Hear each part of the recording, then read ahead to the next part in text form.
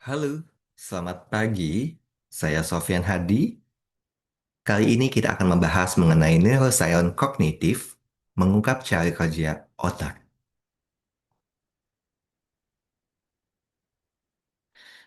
Apa itu neuroscience kognitif? Ya, dalam buku ini kita akan membahas mengapa penting mempelajari otak. Karena segala pikiran, emosi, keputusan, dan perilaku manusia berasal dari proses kerja otak. Apa itu neuroscience kognitif? Ilmu ini menggabungkan neuroscience, ilmu saraf, dan psikologi kognitif untuk memahami bagaimana kita berpikir, bekerja, bagaimana otak memproses informasi, dan apa yang terjadi di balik memori perhatian. Tujuan buku ini memperkenalkan struktur dan fungsi otak secara praktis, menghubungkan teori dengan kehidupan sehari-hari, menjadi bekal awal memahami perilaku manusia secara ilmiah.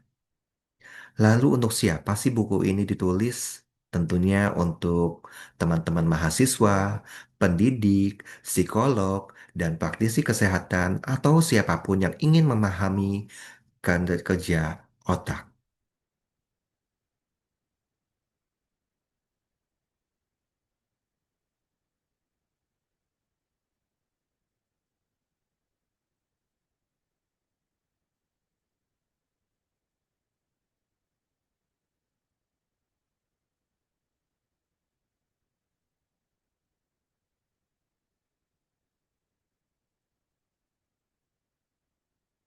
Sistem saraf dan sejarahnya.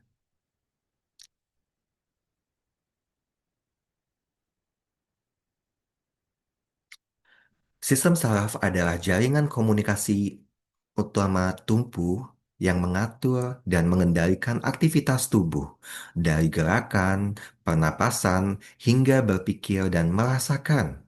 Komponen sistem saraf satu, sistem saraf pusat SSP, yaitu otak dan sumsum tulang belakang, pusat pengendali semua aktivitas. Dua, sistem saraf tepi SST, saraf-saraf yang menghubungkan otak dengan tubuh, mengirim dan menerima sinyal dari lingkungan. Struktur utama otak, korteks cerebel.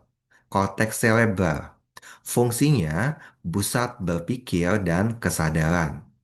Lobus frontal. Fungsinya eksekutif, pengambilan keputusan dan kontrol emosi. Lobus temporal. Memori dan pendengaran fungsinya. Lobus parietal, fungsinya persepsi sensorik. Lobus occipital sebagai fungsi penglihatan. Cerebrum, koordinasi gerak. Batang otak, fungsi dasar sebagai napas, denyut jantung. Sejarah singkat mengenai neuroscience kognitif. Pada zaman kuno, otak belum dianggap pusat berpikir. Jantung lebih dipercaya. Namun pada saat Yunani kuno, yaitu Plato dan Hippocrates, mulai mengenal otak sebagai pusat berpikir. Kemudian abad pertengahan Renaissance, ilmuwan mulai membedah otak dan menggambar strukturnya. Lalu pada abad 19 ditemukan hubungan spesifik antara otak dan fungsi tertentu, misalnya Broca dan Wilkes. Kemudian abad ke-20 lahir neuroscience sebagai EEG, fMRI, CT scan. Kemudian, di tahun 1970-an hingga kini muncul neuroscience kognitif, gabungan neuroscience dan psikologi untuk memahami proses mental dalam otak. Tokoh-tokoh pentingnya seperti Santiago Ramon C. Cekal, Bapak Neuroscience Modern, penemu neurons, Paul Broca and Carl Wernicke, area bahasa di otak. Misal Kaag-Niga, peneliti split blend, Eric Kandel, memori dan neuroplastisitas. Kenapa ini penting? Memahami sistem saraf dan sejarah neuroscience membantu kita melihat bagaimana evolusi pemahaman manusia tentang otak, memahami dasar biologis dan perilaku dan pikiran, membuka wawasan untuk bidang pendidikan, psikologi, dan kesehatan mental.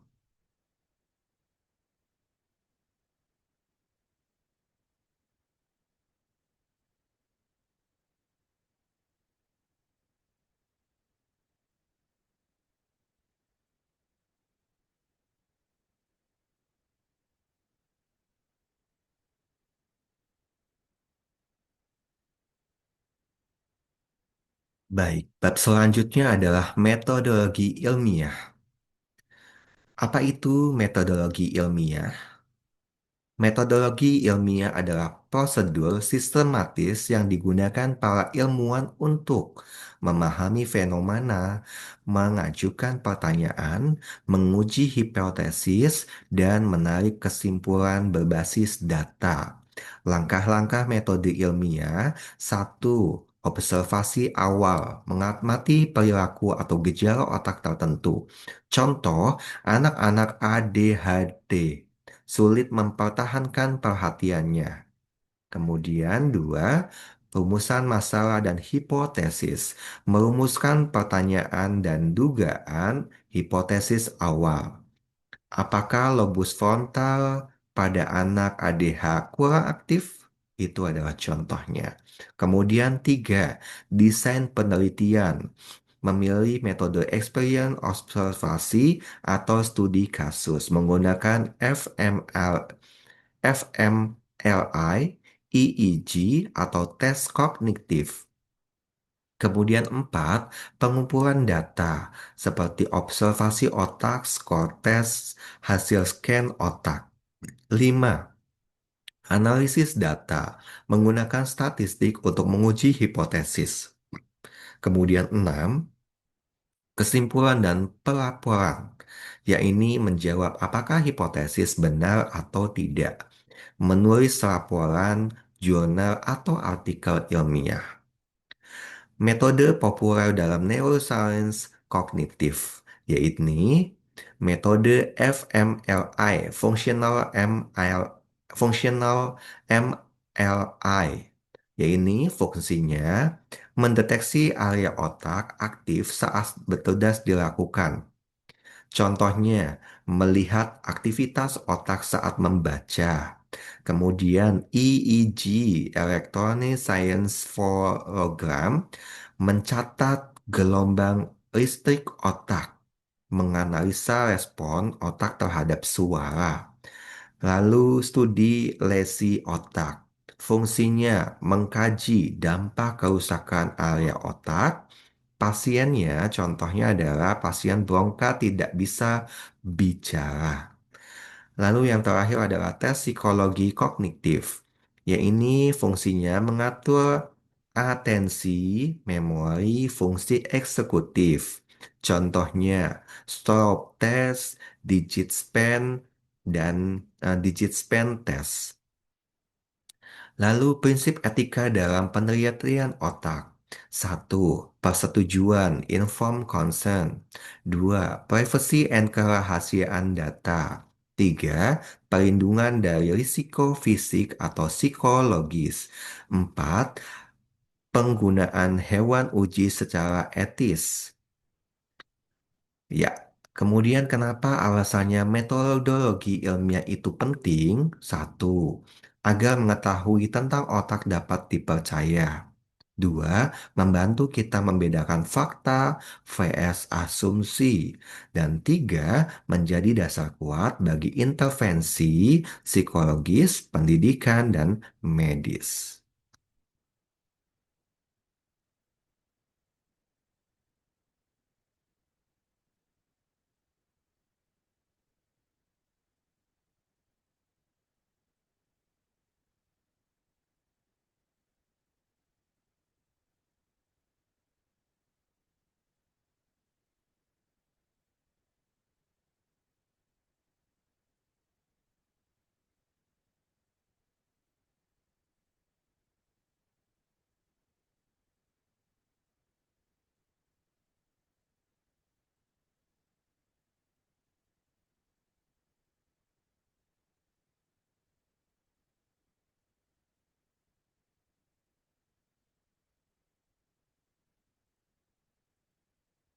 Kontrol motorik.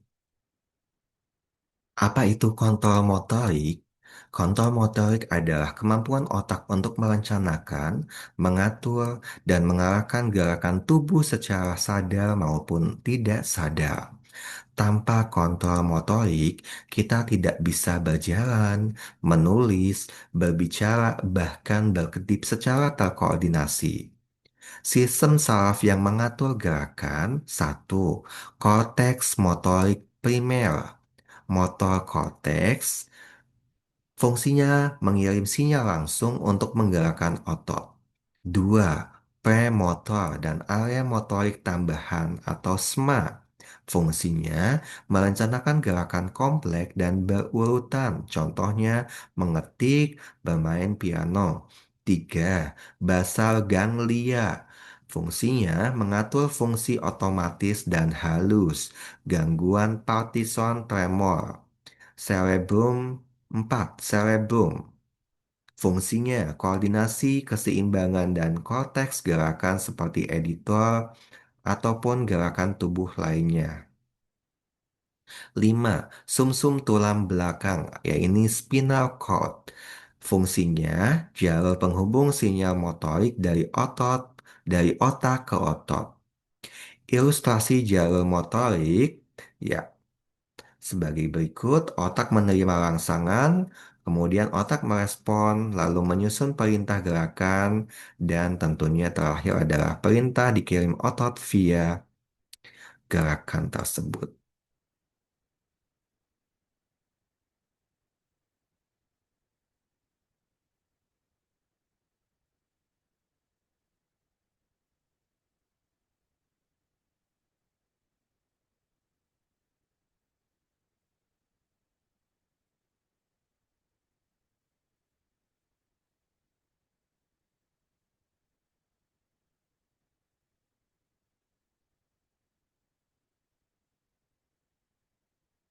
Sensasi dan persepsi. Apa itu sensasi dan persepsi? Sensasi adalah proses menerima rangsangan fisik dari lingkungan melalui indera seperti mata, telinga, kulit, dan lain-lain. Contoh, mata menangkap cahaya, kulit merasakan suhu.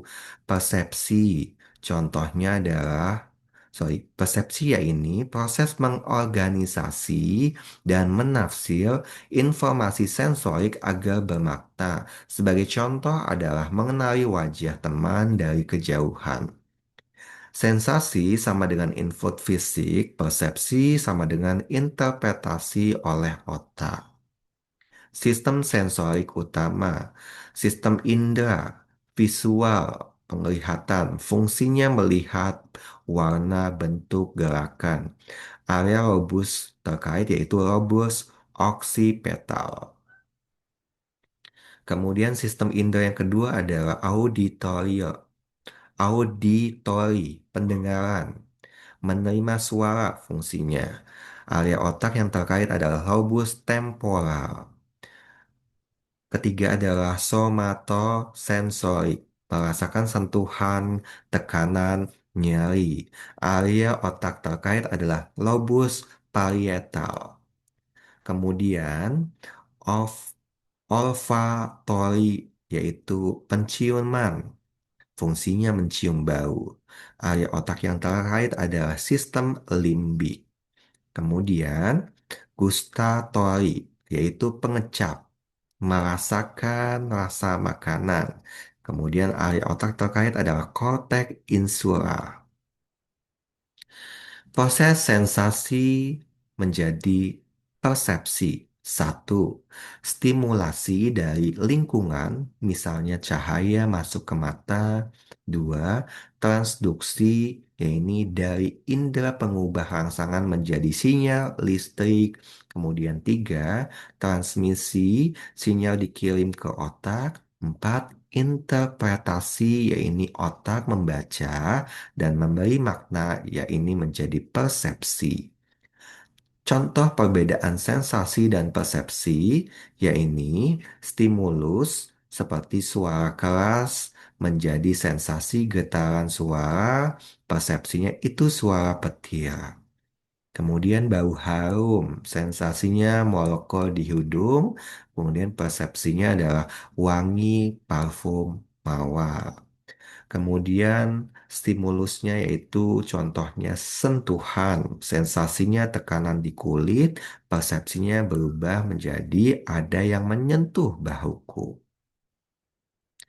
Fenomena menarik dalam persepsi, ilusi visual, yaitu otak salah menafsirkan gambar.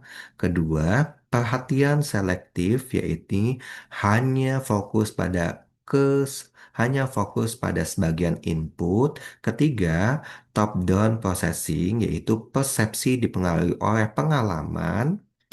Nah, kemudian di sini bisa disimpulkan otak tidak selalu mengungkapkan kenyataan apa adanya sesuai dengan interpretasinya.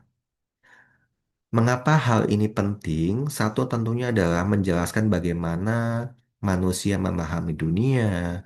Dua, dasar penting untuk mempelajari gangguan persepsi seperti halusinasi. Kemudian membantu menciptakan alat baru seperti VR, AI visual, dan prospektif.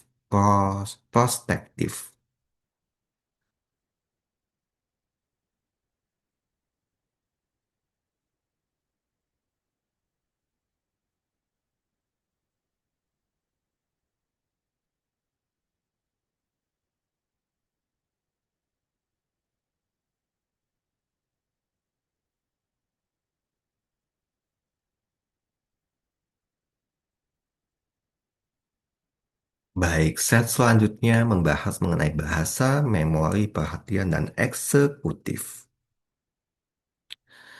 Bahasa dan otak.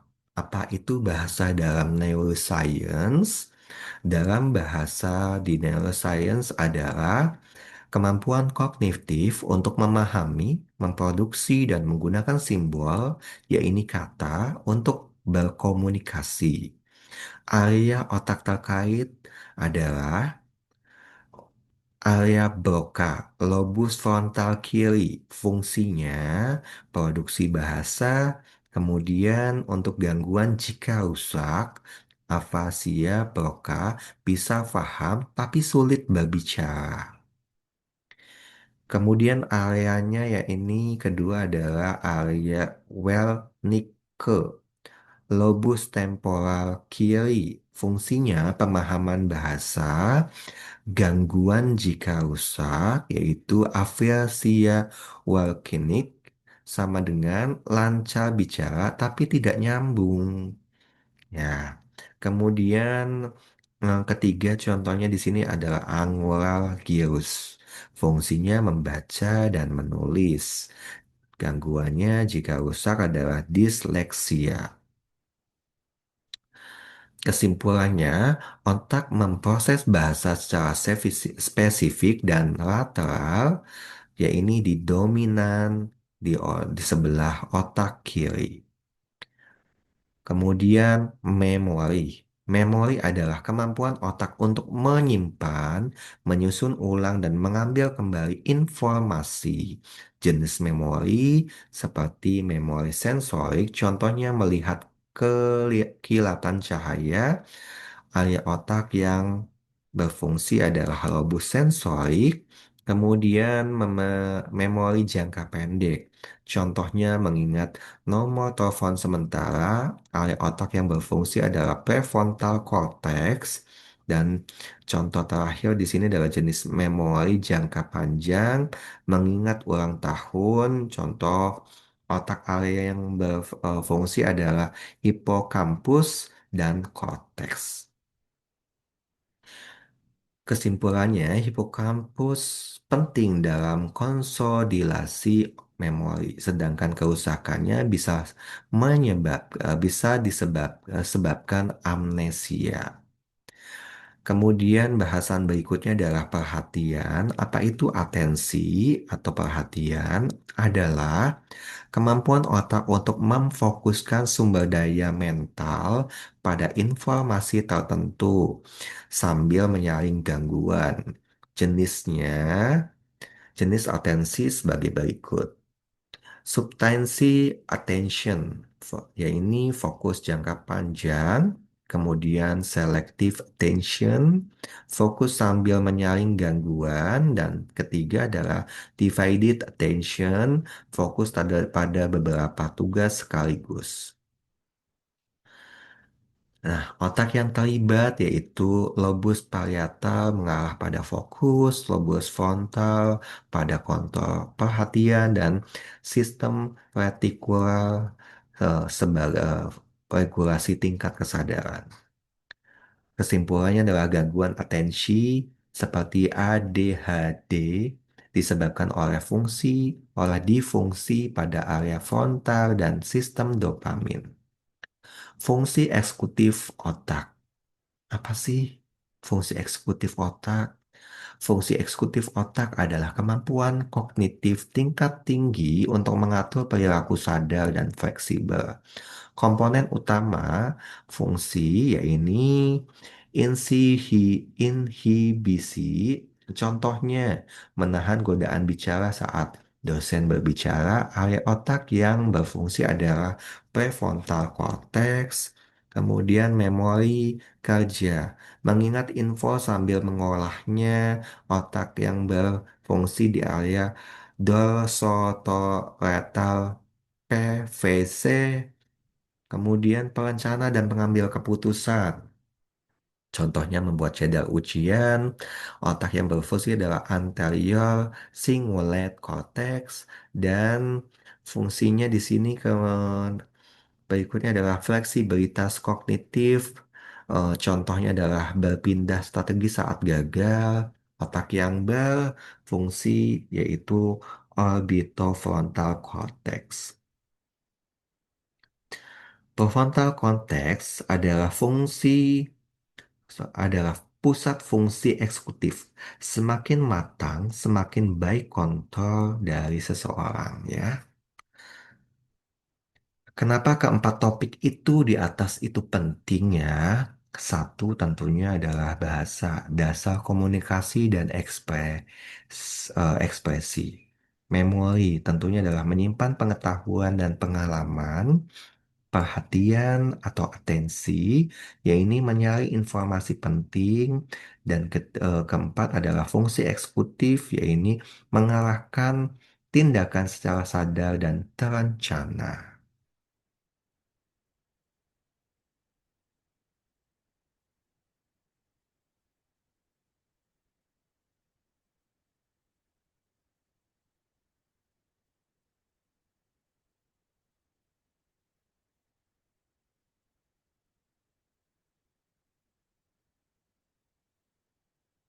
Baik, bahasan berikutnya adalah emosi dan psikopatologi.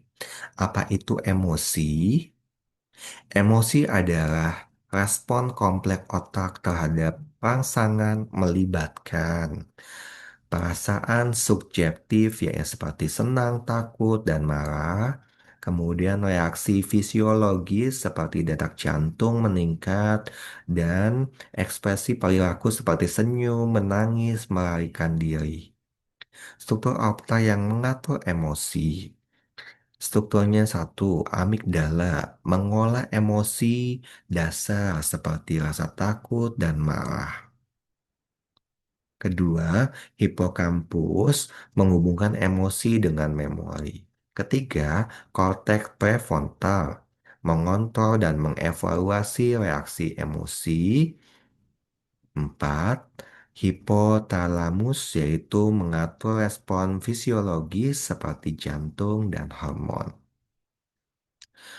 Kesimpulannya, amigdala sangat aktif saat kita merasa cemas dan terancam. Prefrontal cortex berperan penting untuk menenangkan emosi tersebut. Jenis emosi. Emosi dasar seperti takut, marah, sedih, senang, jijik, dan terkejut seperti yang teralami dan cepat. Emosi kompleks seperti malu, bangga, cemburu melibatkan pikiran sosial. Bab selanjutnya kita akan membahas mengenai perkembangan dan gangguan otak.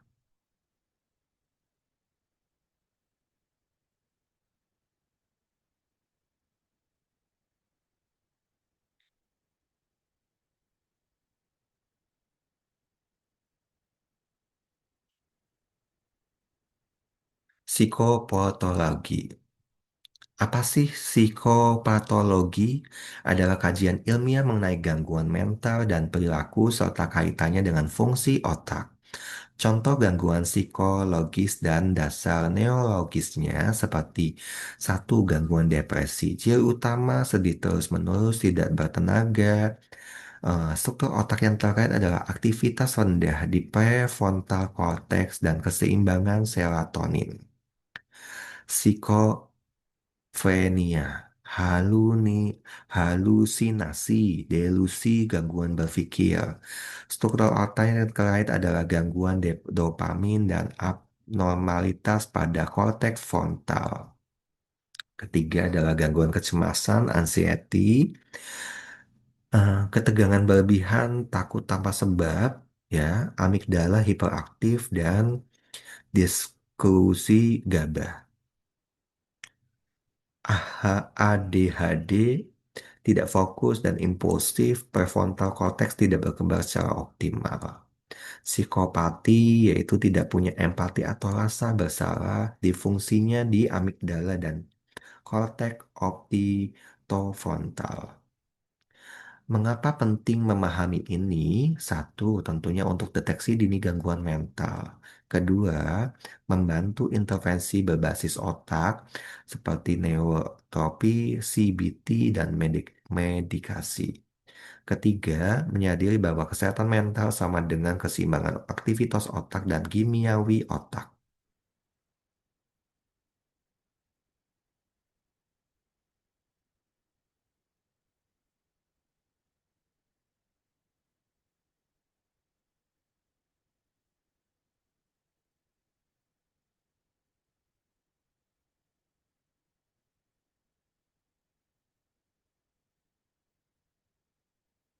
Baik, bab selanjutnya adalah neuroscience dan masyarakat.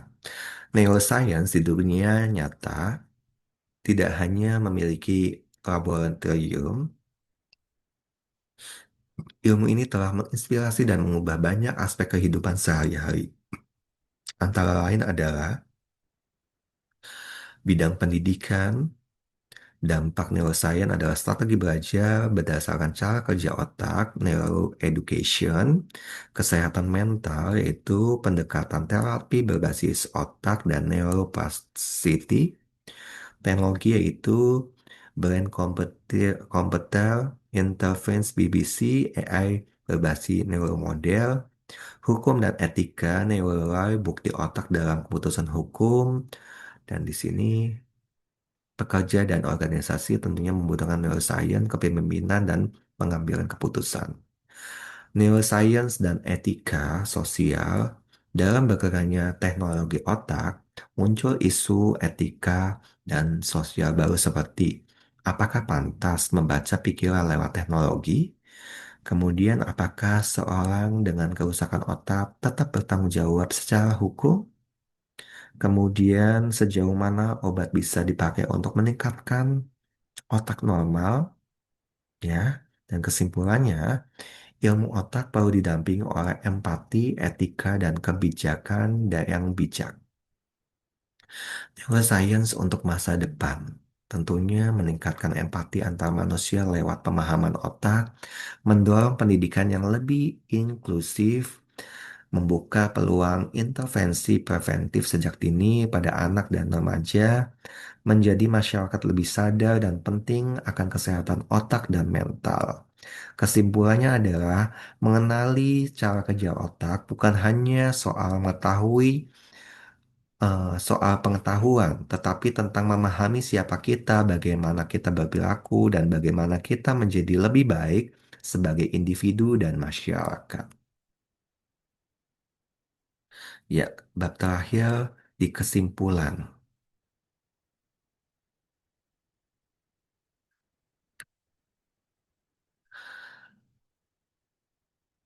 Baik, memahami otak dan memahami diri. Satu, otak adalah pusat dari semua proses mental. Dari sensasi sederhana hingga pemikiran abstrak, semua berakar pada aktivitas syaraf yang kompleks dan terkoordinasi. Neuroscience kognitif membantu kita membongkar kode-kode tersembunyi dalam pikiran manusia. Dua, ilmu otak bukan hanya milik ilmuwan. Neuroscience kini relevan bagi siapa saja, untuk guru, orang tua, terapis, pemimpin, bahkan pembuat kebijakan. Memahami cara otak kerja, memahami cara kerja otak memberi kita panduan ilmiah dalam mengambil keputusan yang lebih baik, lebih empatik, dan lebih manusiawi. Dan ketiga, fungsi otak dapat dilatih dan dibentuk. Neuroplastita, neuroplastisitas menunjukkan bahwa otak bisa berubah, tumbuh, dan belajar sepanjang hidup. Ini berarti kemampuan kognitif, kontrol emosi, hingga perilaku sosial bisa ditingkatkan dengan intervensi yang tepat. Keempat adalah neuroscience membentuk masa depan. Dari teknologi otak, komputer, hingga pendidikan berbasis kognitif, neuroscience akan semakin terlibat dalam menyusun masa depan yang lebih cerdas, sehat, dan sadar akan potensi manusia. Dan kesimpulan terakhir adalah pengetahuan tentang otak adalah pengetahuan diri. Dengan memahami otak, kita tak hanya menjadi lebih pintar, tetapi juga lebih manusiawi. Baik, terima kasih telah mendengarkan presentasi ini hingga akhir. Saya Sofyan Hadi, undur diri. Selamat pagi. Assalamualaikum warahmatullahi wabarakatuh. Terima kasih.